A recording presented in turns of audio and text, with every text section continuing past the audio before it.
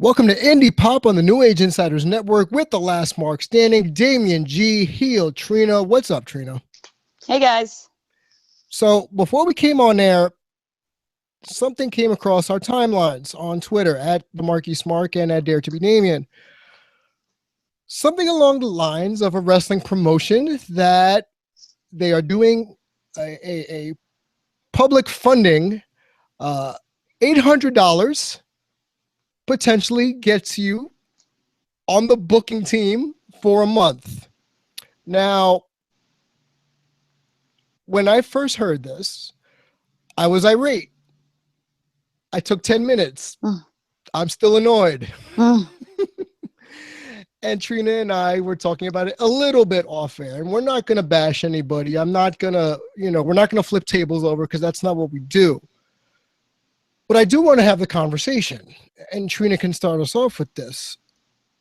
From what you read and what you saw and what you know, Trina, as much as you're willing to give the audience of New Age Insiders, what are your thoughts? Well, my first thought was, how is this going to ruffle the feathers of a lot of these old school promoters that still rule most of the wrestling world? I posted the full Indiegogo Wrestling Circus perks list, and this is everything that you can pay for if you want a part of this. One of the big name promoters was upset about it. One of the other promoters that I talk to all the time, I was texting him and he wasn't happy about it. He didn't say anything publicly, but he wasn't happy about it. And I showed it to Eric Wayne, who now does all the booking down south, and his dad, he's a third generation independent wrestler. His father booked shows, his grandfather booked shows. And I knew his answer was going to be that he hated it, but right. I was just out of curiosity because to me, that was my first reaction I was like, man, the boys are going to hate this. Right. That's the very first thing I thought. And when I say boys, I specifically mean old school promoters, guys like Ian over at IWA. I don't know how the PWG guys will take it. I mean, it's very different than what they're doing. So who knows? Hang on 1 second. The dog keeps going in and out and the doors. So, I mean, it's a very new concept for independent wrestling. Right. This is a carny business. And so part of that means that people will try and make money wherever they can, any way that they can. Mm-hmm. But it also means that they adhere to sort of an antiquated code that has been in place for whatever, hundreds of years or however long, independent professional wrestling has been going on. And this breaks all those rules. Well, right now I'm on the Indiegogo site for Wrestle Circus, and this is the ad verbatim. Because there's even more stuff. I thought that was the worst part. Now there's more expensive. No, there's way more stuff. There's way more stuff. I mean, they've pretty much consolidated season ticket holding, corporate sponsorship. Yeah, it's all like one package. Yeah, I feel like they've taken this and ran it like a professional sports league team, where there's, these seat licenses and these corporate sponsorship opportunities.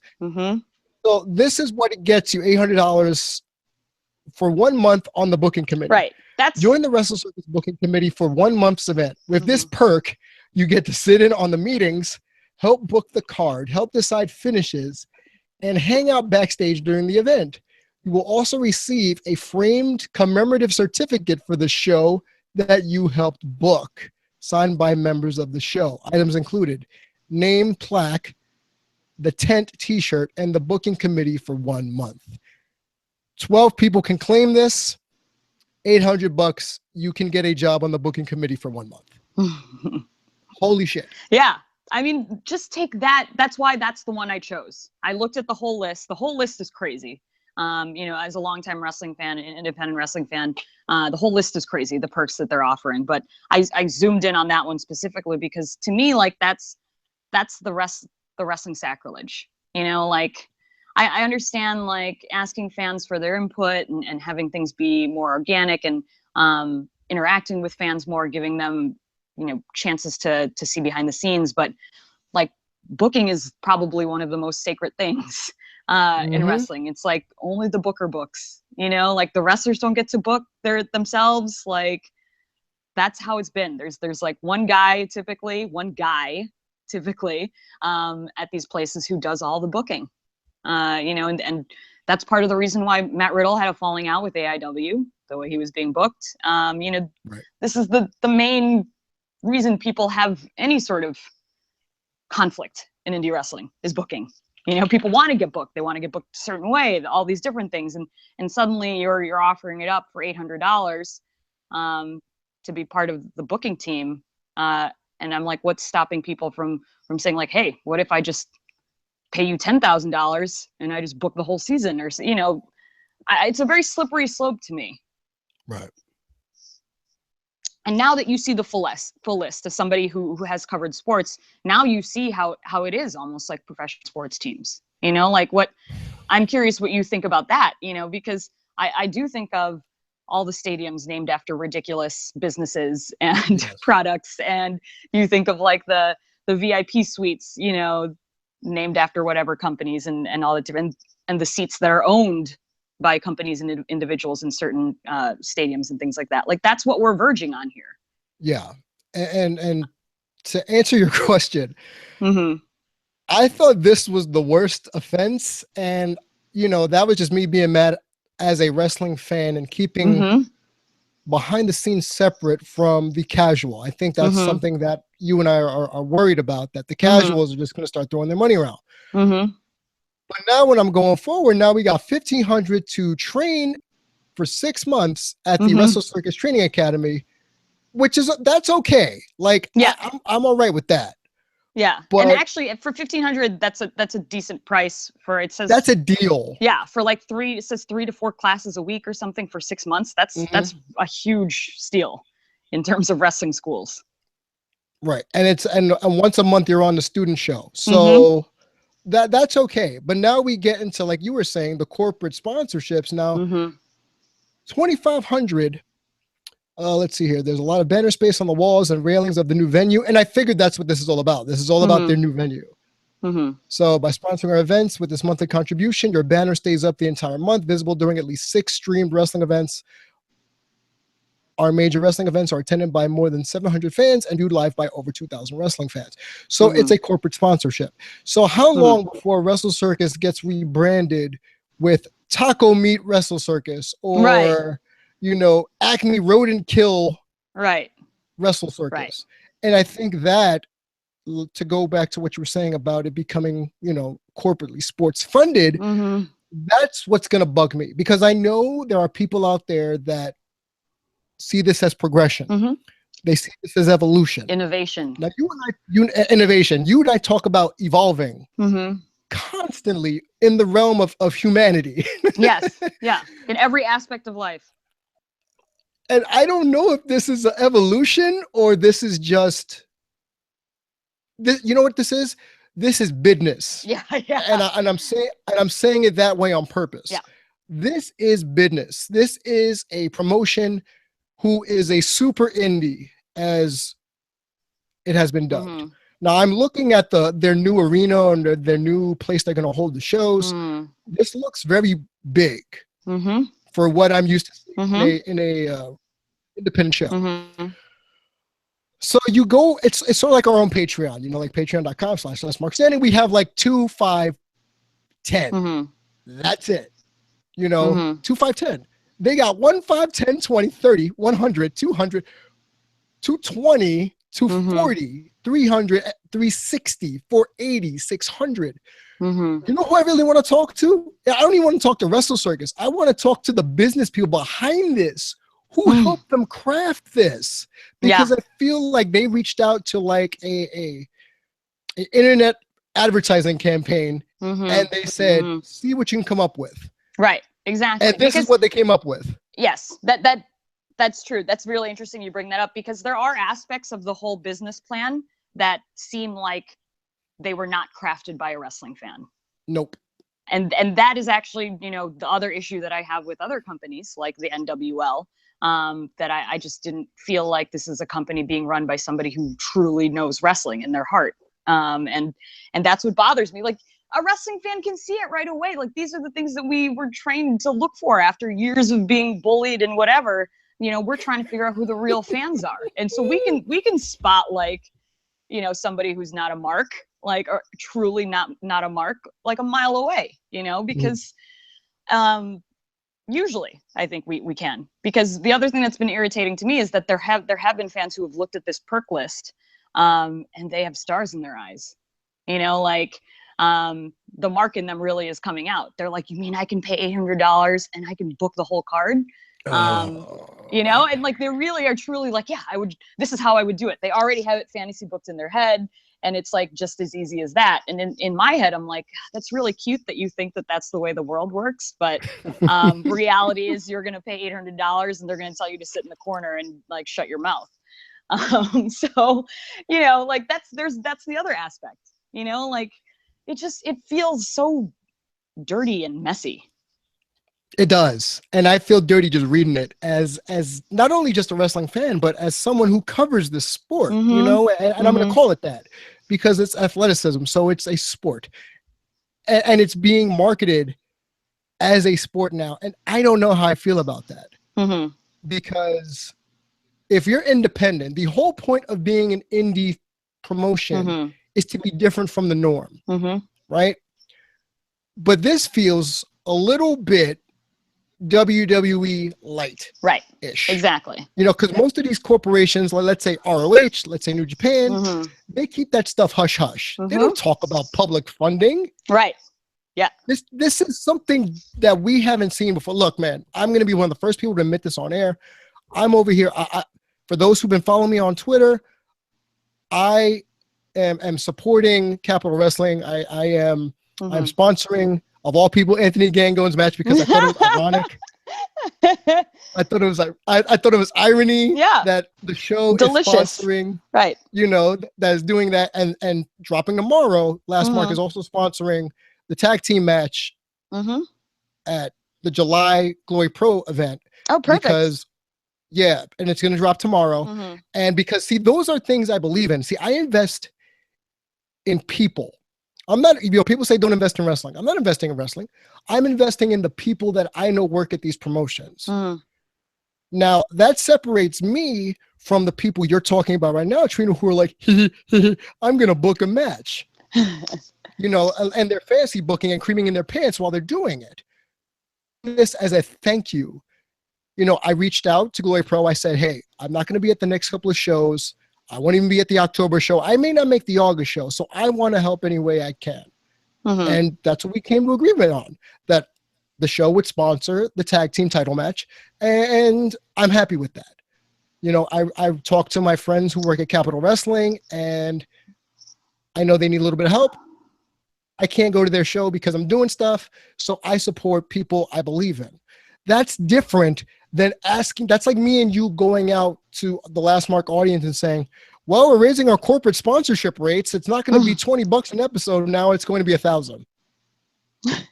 And just part of me, and this is why I got out of advertising, Trina, when I got out of undergrad, I went to work dirty. I left home. I left from work to go home dirty because I felt like I was ripping people off. And I feel like this is, like you said, and I'm getting bent up out of shape about a carnival business that's rooted in the trickeration of it all. Yeah, exactly. There's irony in that too. You know, and I'm getting heated, and I'm thinking, you know what? I'm not hating, but it's like, yo, where do you draw the line? Where do you say, okay, I'm not dirty. This is just to make sure that we keep to keep the lights on. This is for you to get a TV deal. This is for you to. I get the expansion, but there's just something dirty about looking at this. And I'm like, I can't watch. This is like a car wreck. It's going to go one of two ways. It's either everyone's going to throw money at it. All these rich people like trying to say, look at me. I'm a corporate sponsor of an indie promotion. Or B, this is going to backfire. And people are just going to tune out Wrestle Circus or other promotions that try to do something like this. What say you? I mean, I also thought that, you know, and I said it could go either way, or, you know, there are probably other options and scenarios here that we're not even looking at, you know, like, or you create something where, you know, it's just encapsulated in Wrestle Circus. You know what I mean? Like they continue to make their money, like a PWG, you know, like you create another PWG, another elite promotion, elite wrestling experience that not everybody can afford. You know, I think that's another scenario. Mm-hmm. You know, and it's like, not only that, like what I fear, by giving so much power to people with money or whatever, you're pushing out that wrestling middle class. And this is what we said off air, is that when you inject so much money into a business like this, and you give people so many opportunities to make more money, so much more money than they were making before, you're going to have just a small percentage of people make all that money, and take all the opportunities and drive smaller, you know, more middle level promotions out of the race, because, you know, they just can't afford to run.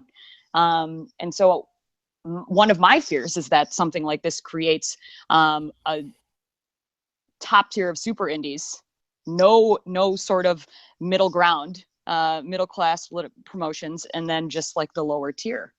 And so, like, where do some of these guys who work their way up organically and you know, strive for 15 years or whatever Kevin Owens did, you know, to get there, like how do they work their way?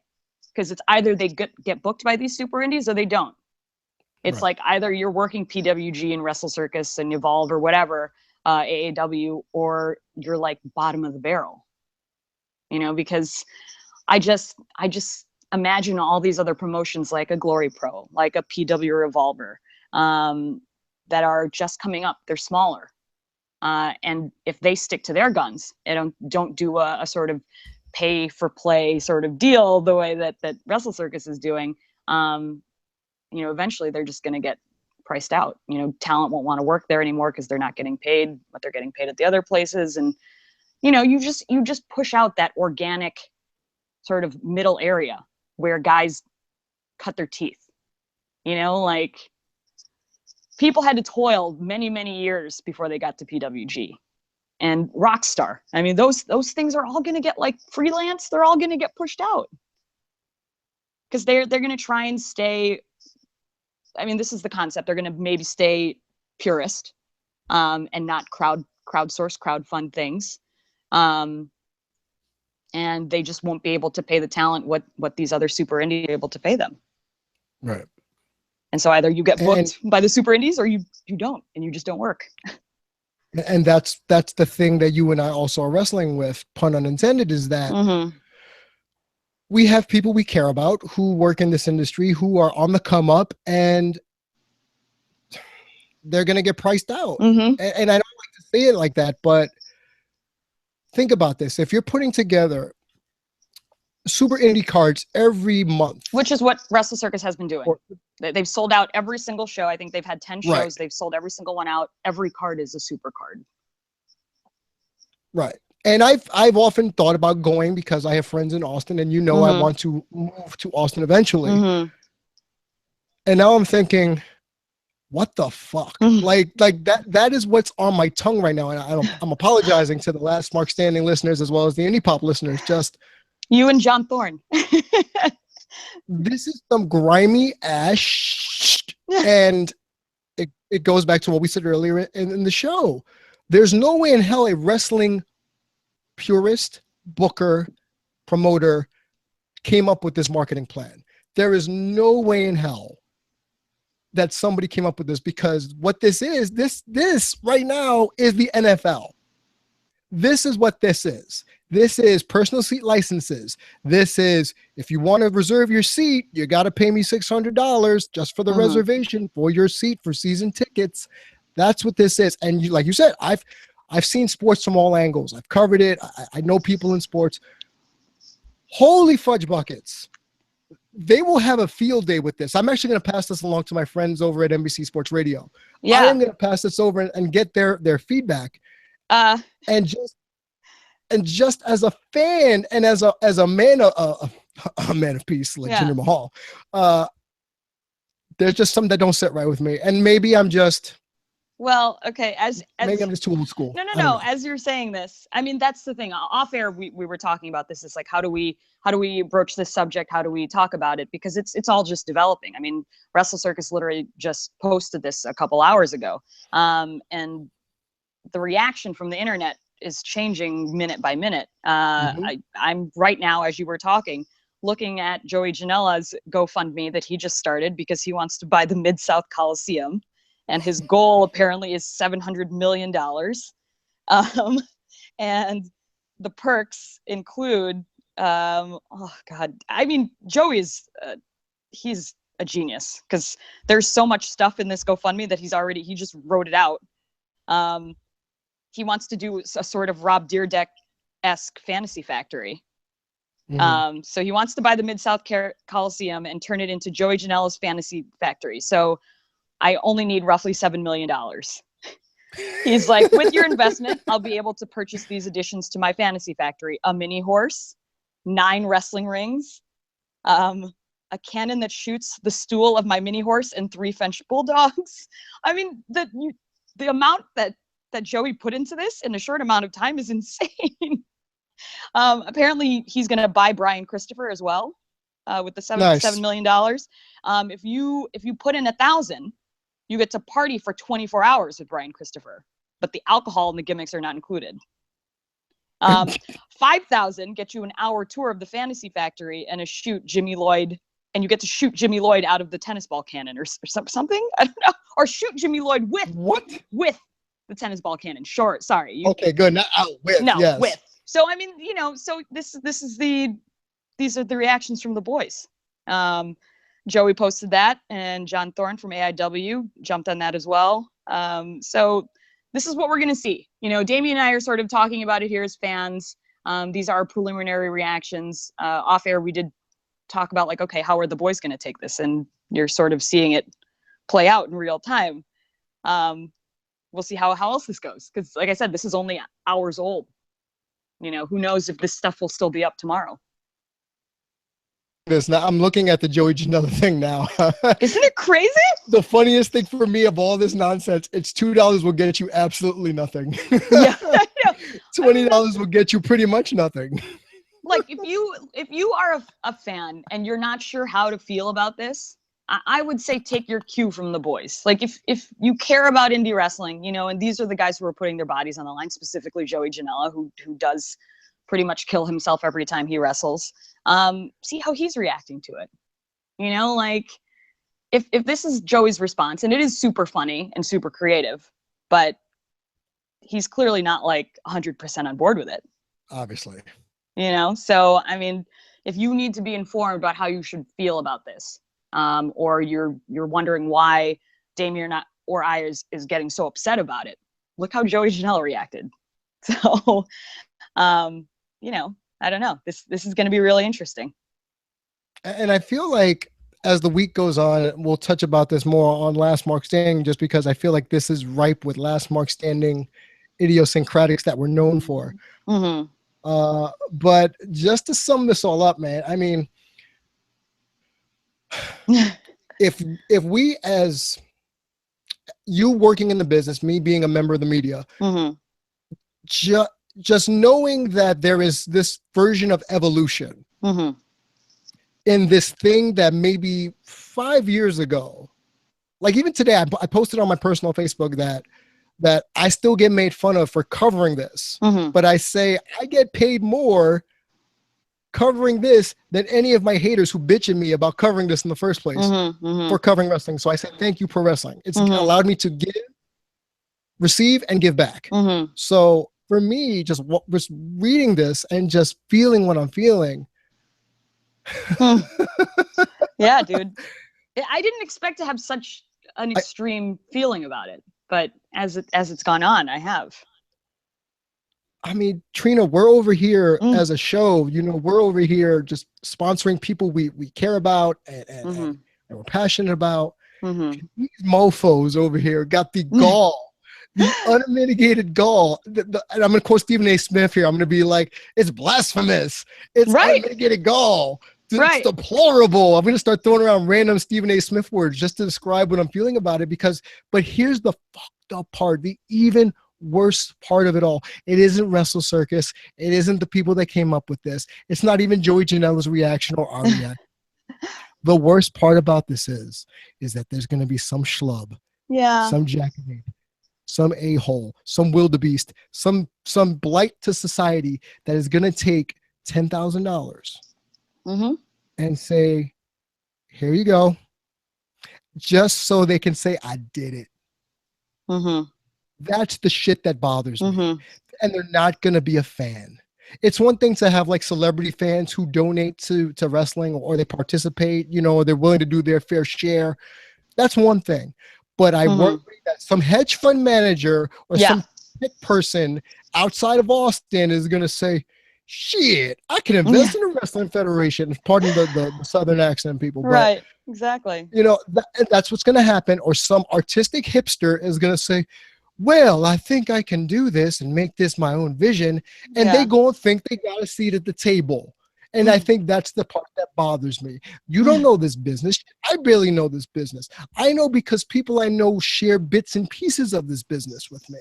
And I feel like I know too much. I don't like knowing this much. So imagine some doofinator is going to walk in the door at Wrestle Circus or insert super indie here and be like, all right, I paid $20,000. I paid your salaries. Ain't that some shit? Yeah. They're going to be the Jerry Jones of independent wrestling. Oh. That is just one scenario. I mean, that is worst case scenario. Worst case scenario. I don't know. I don't even know. I think this could get worse, honestly. I mean, that's my issue with this, is that there are a couple of nightmare scenarios that arise from all of this, just, from us looking at it in the couple of hours, but it's like, it can evolve into something else, like something you didn't want. It's just, I don't know, when I think about it and when I say it feels dirty or it feels wrong, is because it just takes the spirit out of wrestling. Everything that makes wrestling special.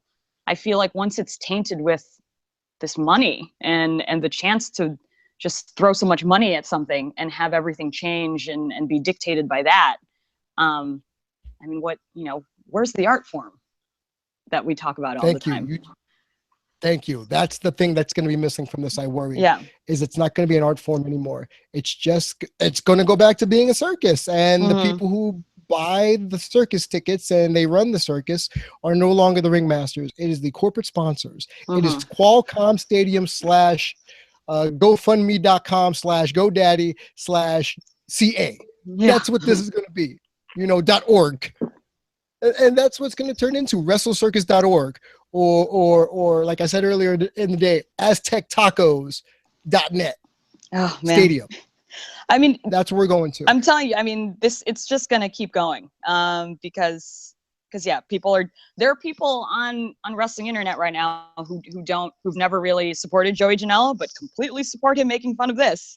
Yes, of course. I mean, it's polarizing. It's really interesting to see all this stuff. I mean, Ethan Page has jumped on board with Joey Janela. I can't wait to see what he wrote. Okay. Yeah, I mean, it's just so. I don't know, dude. I don't know how this is gonna play out because, I saw it. I had a very immediate reaction, and then I just became more and more emotional about it to the point where I don't know if a lot of you guys know, but my husband actually works in advertising. He's done digital advertising. He's been in advertising now for 11 years, and I showed him the perks list and what Wrestle Circus was doing, and immediately he said it was brilliant. He's like, I'm glad there's a company out there innovating and changing their marketing strategy. And those are all the things that made me irate and made me start to cry, because he's like, it's totally something WWE would do. And I go, that is the point.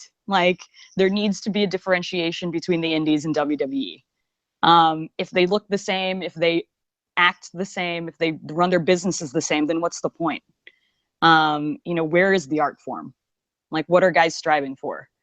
So I don't know. And that's where I got really emotional about it, because as a wrestling fan, that's where I felt like the thing that I loved was being disrespected, because people were just looking at it as dollar signs. And that goes against everything you and I believe in.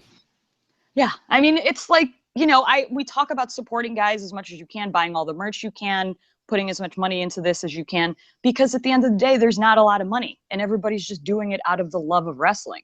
Right. But once you start injecting all this money and making all these ways for people to make money off these guys who are killing themselves, then slippery slope. I mean, I feel so weird saying that. I never thought I would ever say that about anything because I always feel like that's a cop out of an argument, but this is what I'm fearing, like what's happening to my wrestling. I don't know. It's going to become the NFL. That's what I'm worried about. We want it to be legitimized, but I don't want it to be legitimized like this. Like, I don't think this makes it legitimized. I think this takes away legitimacy. This makes you more of a carnival act. You're like, commercializing it. Everything is monetized. Yeah. It's disgusting. Okay, I'm done venting, but I want to switch gears before we get off because it's late here on the East Coast. So, being what we know about the Wrestle Circus fiasco, if you had your way, Trita, with our show, what changes would you make to what perks would you give the audience of Last Mark Standing to make it more appealing? I know the answer. I know what the fans want. I think the reason why we haven't necessarily given them everything they wanted is because we are still trying to figure out our voices. I mean, we are into this more than a year now, and we're already thinking about, we're shifting outside of wrestling. Our topics are going, this is for Last Mark Standing, we're venturing out of wrestling. I know the fans want more interaction. They want to call in. They want to be in the conversation, which is really what wrestling fans want too, and that's why something like, hey, be on the booking committee is something that totally captures the wrestling fans' imagination, because they want to be part of the show. I get that. But at the same time, the reason why we haven't done anything like that is because I feel like Damian and I have something special that we've created, a dialogue and a conversation that we've created and a rapport that I don't want to disturb that. I still feel like there's so much more to be tapped into with just conversations between the two of us, that I don't feel like we're at a point where it is helpful to bring in however many voices that can afford to pay to come in. You know what I mean? Like, it's exactly the same thing. It's exactly the same thing. I mean, I think that's what they want. And we've brought guests on once in a while. Like we had Dio on our show last week. It's tough. Like, this is a creative endeavor.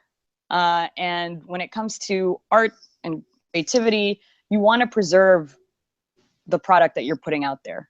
And so the integrity of the product you're putting out there. And I just feel like if we made this a call-in show, or Last Mark Standing a call-in show, or we had group discussions or something like that, the essence of two people just talking about wrestling or whatever subject is completely lost. Well, that's the whole thing of broadcasting. That's a little trick where it's the whole essence is to make it seem like you're talking to one person, even though you have how many viewers chiming in. Shows have call-ins, but these people get 10 seconds tops of airtime, and there's call screeners and there's people that vet these people, and you have literally 5 seconds to get your point across, and then you're back off the air. I don't want to jump into that because I hate callers. I've always despised the thought of having callers on my shows, only because we tried that once I remember this. We tried this once where we left our Google Hangout open and we were hijacked by these three punks, who were, and one of them you wanted to eviscerate, literally go to his house and rip his throat out of his freaking mouth, and it was like, no, that was failed. I don't see, that's the thing. It goes back to the Wrestle Circus. If you give the power to people who aren't ready to use it, or they don't know how to use the medium, that's when things get ruined. And that's, I think that's how I'm going to close this episode out. It's just saying that, to quote Spider-Man, with great power comes great responsibility. Yes. And apparently with $800 comes booking privileges. And no, we will not do that. I mean, we have our own Patreon. I know people give us shit for having our own Patreon. Works for some people. It doesn't work for others. we have a very tight audience who appreciates everything we do. They give us $1. We're eternally grateful. Anyone gives me 50 cents, I'm eternally grateful. So I'm not going to get full of my ass where it's like, oh, well, you should be paying us more. Man, listen, we do this for free. The fact that we get anything, public funding or otherwise, is a blessing in and of itself. I never want to get to the point where I become expectant of people to be bowing down to the Last Mark Standing or to New Age Insiders or to any of our podcasting brethren for the sake of profit. Now, you may not agree with me. You may not agree with Trina. And as always, you could tweet the show at Last Mark Podcast, Trina at the Marky Smart, myself at Dare to be Damian. But I'll leave you with this. At what point, and Trina, you can answer before we go off air. At what point does the thing you love become something that's not the thing you love anymore? Where's the line? So for me, we're getting there. When you make independent wrestling, notice I said independent wrestling. I'm not saying Impact. I'm not saying Ring of Honor, New Japan. Let's take House of Glory.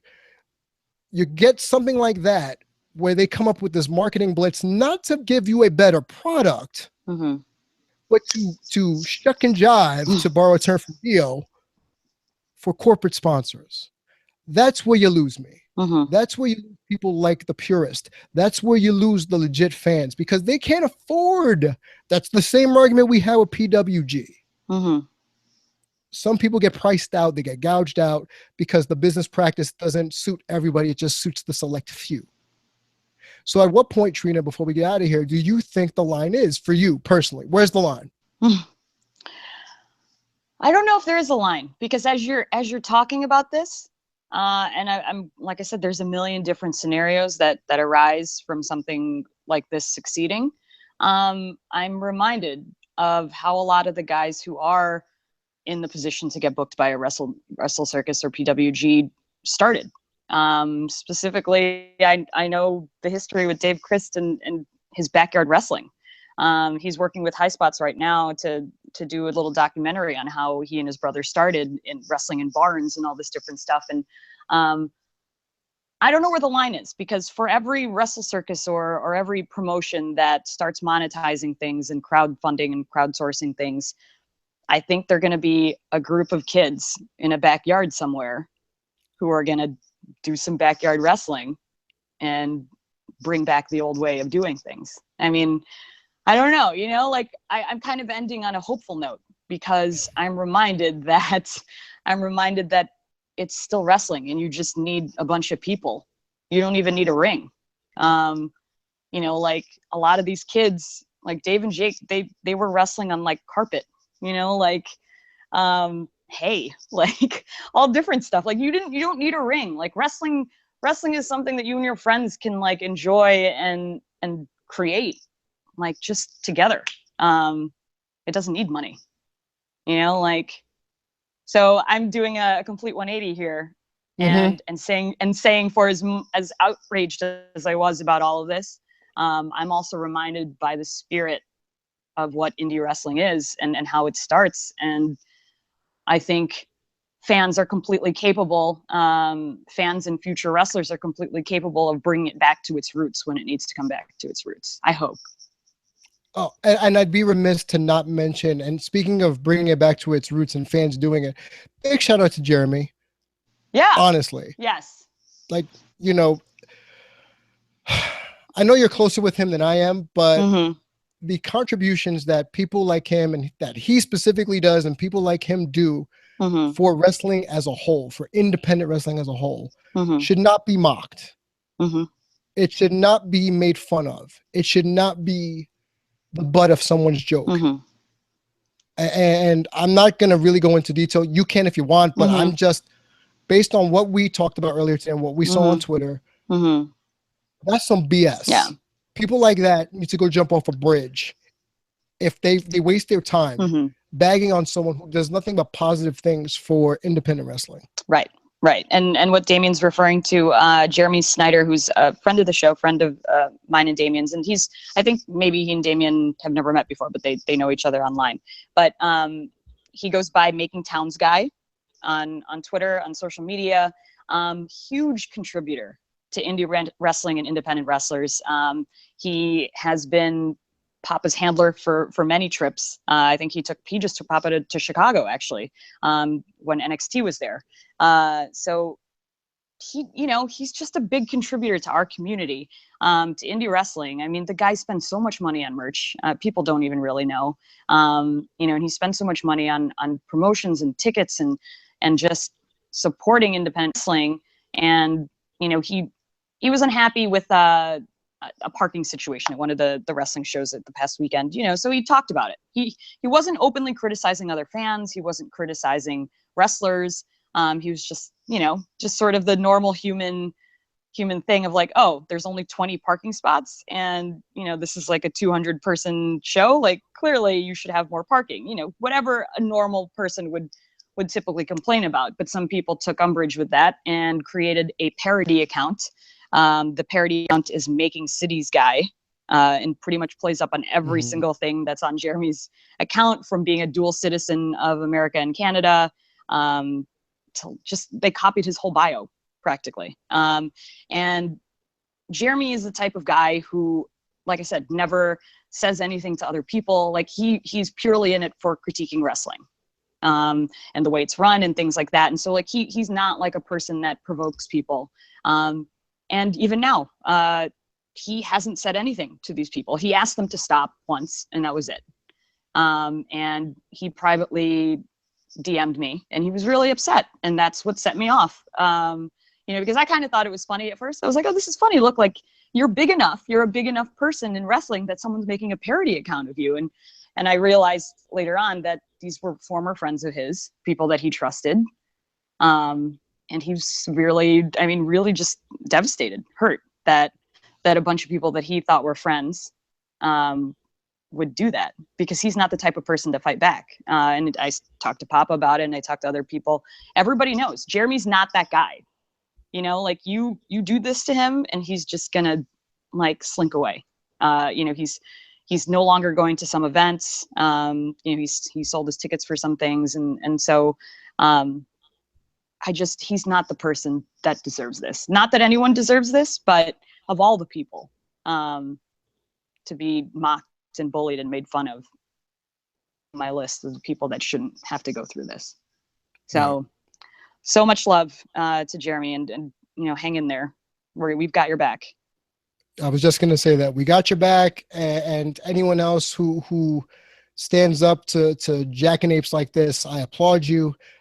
For anyone who wants to bully people just because for reasons like this or even worse, go jump off a bridge.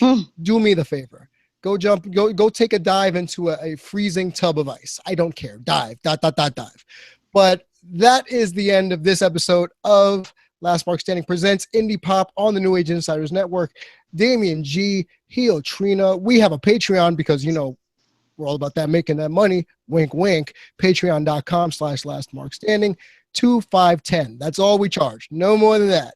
We're not going to charge you $1,500. We're not going to charge you $35,000 because we're not Aztec Qualcomm ... Verizon Stadium. We love you all. Without you, there is no us. Like Trina likes to say, please be good to each other because we are all each other has. And we'll see you next week, guys. Love ya. Bye, guys.